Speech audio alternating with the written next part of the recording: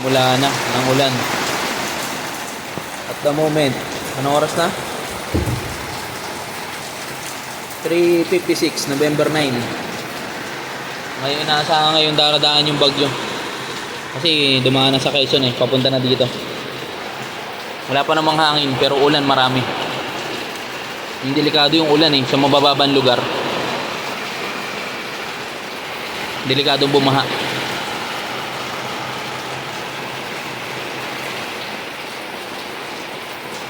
Wala na yan.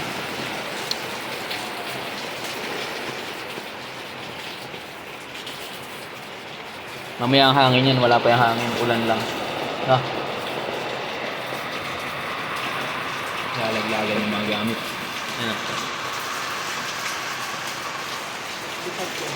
Lipad yan talaga, maraming lilipad yan. Nagbubong na yan.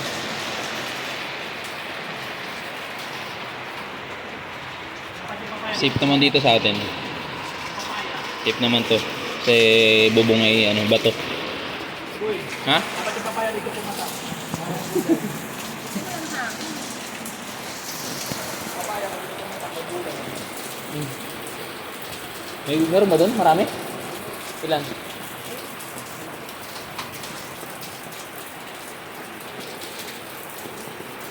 Lakas ng ulan.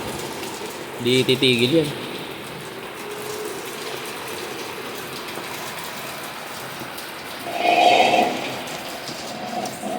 Walang problema dito sa amin.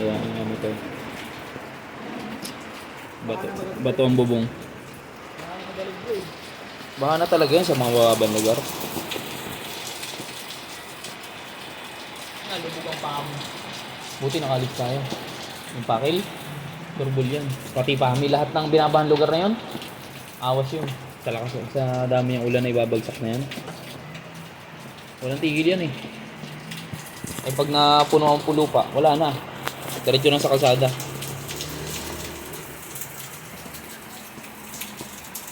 Hindi na sisisip ang lupa ilang araw na ulan Wala kahapon, di ba? Nag-uulan Buti nakalis tayo sa Binambang. Saka sa Bicol. Doon pa naman tinamaan, boy. Ang sentro, boy. Camarines Norte. Andun ang sentro. Kasi galing kami kahapon ng Camarines Norte, saka sa Naga diyan sa Camarines Sur. Buti, nalaman namin bagyo, bumalik agad kami. Pumunta kami sa Binambang. Pahinga muna kami doon sa Binambang. Sa Gumaka.